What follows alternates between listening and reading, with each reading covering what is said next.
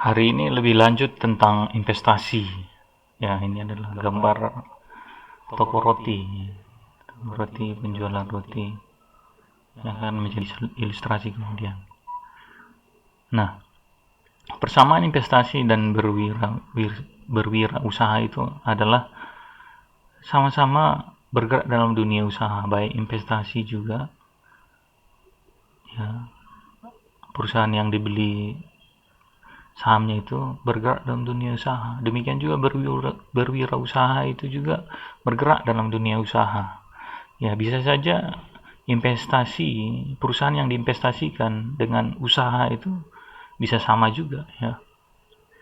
Dan memiliki pengertian sama sebagai pemilik usaha dengan presentasi kepemilikan tertentu. Investasi itu waktu kita menjadi investor, kita berarti memiliki perusahaan dengan presentasi tertentu. Demikian juga berwirausaha. Ya, orang yang berwirausaha bisa saja memiliki presentasi yang bukan 100% ya. Mungkin dia join dengan seseorang atau yang lain. Nah, perbedaannya antara investasi dan berwirausaha. Investasi dalam saham membuat pemilik perusahaan menjadi pasif dalam mengelola operasional perusahaan. Itu berbeda dengan apabila seorang pengusaha itu membutuhkan waktu untuk membangun dari nol atau membeli suatu perusahaan untuk dikelola operasionalnya. Tentu saja ini hal yang berbeda karena pengusaha itu bertanggung jawab langsung terhadap apa yang dikelolanya, ya. Tetapi seorang investor itu tidak bertanggung jawab terhadap perusahaannya, karena yang bertanggung jawab untuk mengelola perusahaan adalah direksi, komisaris dan pegawai yang ada di dalam perusahaan tersebut. Itu adalah perbedaannya. Nah, untuk meminimalis resiko, ya, dalam berinvestasi, ya, tentunya kita harus memastikan bahwa kita berinvestasi pada perusahaan yang berfundamental baik, ya. Jadi kita juga tidak sembarangan untuk memiliki atau membeli perusahaan terbuka. Tentunya kita juga perlu mempelajari track record sebuah perusahaan terbuka. Ya, dan kita harus memastikan bahwa perusahaan yang baik tadi itu dijual di bawah harga yang wajar. Valuasi saham perusahaannya itu murah, ya. Dan tentunya ada banyak cara untuk menentukan kewajaran harga suatu perusahaan terbuka. Ya, ini adalah contoh, ya, contoh yang bisa kita pelajari. Ini adalah perusahaan, anggap aja ini adalah perusahaan, tapi ini adalah toko. Dan dibuat sederhana mungkin supaya dapat dipahami dengan mudah. Ya, ini adalah toko A. Toko A, ya. Anggap aja adalah roti, ya, yang dijual dan penjualannya itu dapat menghasilkan 10 juta per bulan. Pengeluaran yang dikeluarkannya adalah 8 juta per bulan, dan artinya keuntungannya adalah 10 kurang 8, dan penghasilannya, keuntungannya adalah 2 juta per bulan. Dan dibandingkan dengan toko B yang hanya penjualannya 8 juta, pengeluarannya bisa ditekan 4 juta per bulan, ya, dan keuntungannya 4 juta per bulan. Dari kedua toko roti A dan B ini pasti kita bisa menentukan dengan mudah bahwa toko yang bagus itu adalah toko B, ya, toko B, ya, karena laba bersihnya 4 juta per bulan, walaupun penjualannya cuma 8 juta, ya, dibandingkan toko A. Ini adalah contoh pertama, ya. Tetapi apabila kita tambahkan lagi di detail, misalnya detail, ya, lebih detail lagi. Tadi masih sama dengan toko roti A tadi, penjualannya 10 juta, pengeluaran 8 juta, dengan keuntungan 2 juta per bulan, dan laba setahun 24 juta, ya. Dan dijual pemiliknya 100 juta, dibandingkan dengan toko roti B yang penjualannya 8 juta, pengeluarannya 4 juta, dan keuntungannya adalah 4 juta, dan laba setahun 40 juta. Tetapi dijual pemiliknya itu dengan nilai 300 juta. Jika kita memilih antara dua perusahaan A dan B ini, ya, perusahaan manakah yang akan kita beli? Apakah perusahaan A atau perusahaan B? Apakah toko roti A atau toko roti B? Ya. Yang mana? Ya, tentu saja yang A, ya, dan bukan B. Ya, kenapa demikian? Karena dijual pemiliknya hanya 100 juta. Ya. Jadi kita buat perbandingannya adalah ketika kita membeli toko A ini dengan nilai 100 juta dan labanya adalah 24 juta, maka apabila tidak ada kenaikan laba dalam setahun, ya stabil seperti itu, maka kembali modal kita yang 100 juta itu adalah 100 dibagi 24, itu sekitar 4,2 tahun ya. Setelah 4,2 tahun, laba bersih toko roti A ini menutupin modal yang telah kita keluarkan ketika kita membelinya di harga 100 juta. Sedangkan toko roti B yang dijual pemiliknya 300 juta dengan laba setahun 48 juta, artinya kembali modal kita itu setelah 6,25 tahun dari nilai yang kita investasikan 300 juta dibagi 48 juta laba bersih per tahun itu 6,25 juta ya. Jadi walaupun toko roti A, B ini memiliki laba keuntungan per tahunnya lebih besar, 48 juta lebih besar daripada toko roti A dengan laba 24 juta ya. Tetapi secara valuasi ya tetap lebih murah toko roti A karena dijual hanya 100 juta ya. Dan toko roti B dijual 300 juta ya. Dan labanya 48 juta. Jadi ini dapat kita jadikan valuasi sederhana bahwa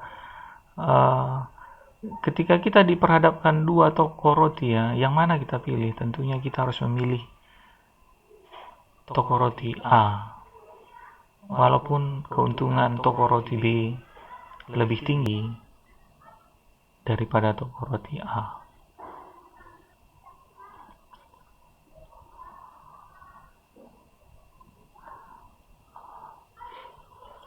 Selanjutnya, apakah mungkin kita membeli suatu perusahaan dengan sangat murah?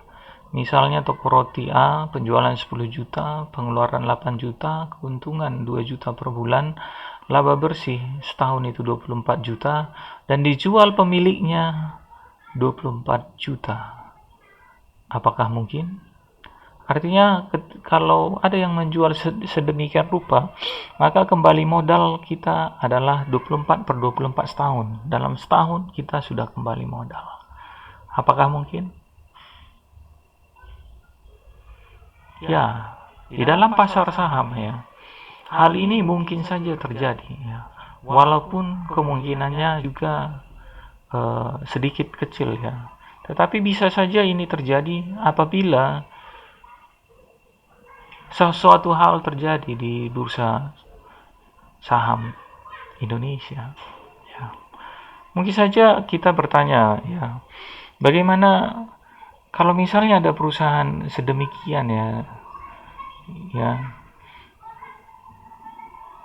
labanya 24, labanya anggap aja lah yang per bulan itu adalah 2 juta ya, mending aja buka usaha sendiri ya, misalnya jualan apa gitu ya, buka toko sendiri ya, bisa saja keuntungan kita dengan modal segitu bisa 2 juta per bulan ya, itu bisa saja.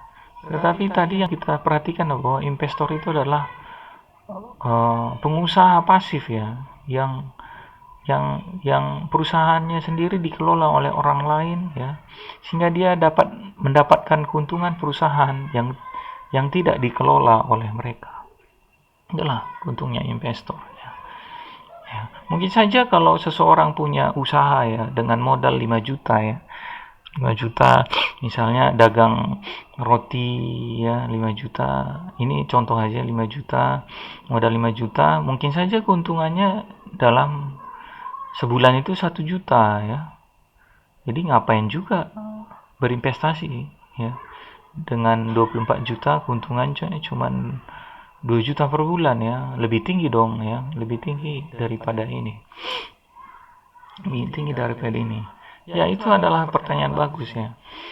Tetapi kita perlu perhatikan ya, apakah ketika kita memiliki modal 100 juta ya, tadi dengan modal 5 juta dapat menghasilkan 1 juta untuk berusaha sendiri, apakah dengan modal 100 juta artinya itu 20 kali lipat dari modal yang pertama 5 juta, apakah kita bisa menghasilkan laba bersih 20 juta per bulan dengan modal 100 juta dengan membuka toko roti yang sama ya? Belum tentu ya, belum tentu, karena skalanya mungkin saja udah berubah ya. Tadinya 5 juta dengan toko roti satu ya, maka untuk 100 juta kita butuh mungkin saja 20 unit toko roti A, dan kita tidak bisa memastikan bahwa toko roti A yang ke-20 toko roti itu akan menghasilkan laba bersih yang sama. Bisa saja strategi tempatnya salah sehingga kita tidak bisa menghasilkan laba yang sama ya. Dan keuntungannya kalau kita berinvestasi di perusahaan terbuka ya, kita bisa melihat rekam jejaknya, keuntungannya perusahaan, bagaimana mereka mengelola perusahaan sebelum kita terjun langsung ke dalamnya. Bayangkan saja ketika ada di antara kita ingin membuka toko roti dengan modal 5 juta di suatu tempat, kita tidak pernah tahu bahwa 5 juta ini akan menghasilkan 1 juta per bulan atau tidak. Belum tentu, karena mungkin saja tempat yang kita pilih ini merugikan ya, tidak strategis ya, atau bisa saja roti yang kita jual itu rasanya tidak enak ya, atau bisa saja roti yang kita jual itu harganya mahal walaupun enak sehingga peminatnya berkurang ya. Banyak hal yang bisa saja terjadi bila kita berusaha sendiri. Tetapi kalau kita memiliki perusahaan terbuka dan kita sudah memastikan perusahaannya adalah perusahaan yang baik ya, maka resiko yang kita bahas tadi, yang pertama tadi, bisa diminimalisir sehingga kita memiliki keuntungan yang kita peroleh. Kita menjadi investor, kita tidak mengelola perusahaan, orang lain yang bekerja untuk kita, dan laba bersih ya dalam bentuk dividen yang dibagikan pemegang saham menjadi milik kita. Sedangkan direksi dan komisarisnya belum tentu mendapatkan keuntungan seperti persentase keuntungan seperti yang kita miliki, yaitu laba bersih perusahaan itu menjadi milik pemegang saham ya. Sekian penjelasan tentang investasi pada hari ini. Saya ucapkan terima kasih.